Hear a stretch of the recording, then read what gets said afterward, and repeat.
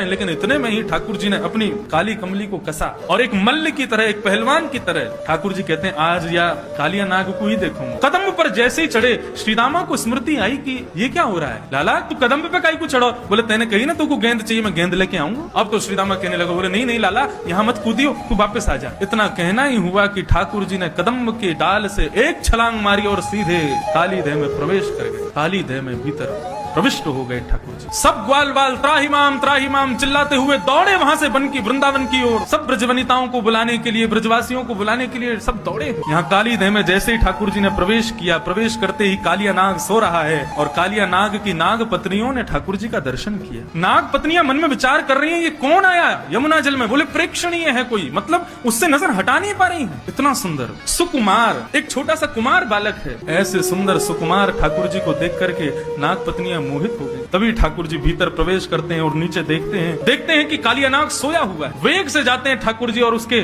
सोए हुए फण के ऊपर अपना पाद प्रहार करते हैं और उस प्रहार से कालिया नाग विशाल रूप धारण करके ठाकुर जी के सामने खड़ा हो जाता है। विशाल विकराल कालिया नाग ठाकुर जी के सामने खड़ा हो गया। जैसे ही ठाकुर जी को देखा, कुछ सोचता तो बाद में सबसे पहले फण मारा। जैसे ही फण मारने के लिए आगे बढ़ा, ठाकुर जी 2 कदम पीछे को हट गए। जैसे ही पीछे हटे तो फण जाकर के ठाकुर जी के चरण के अंगुष्ठ के अग्रभाग में लगा। पीछे हट गए ठाकुर जी।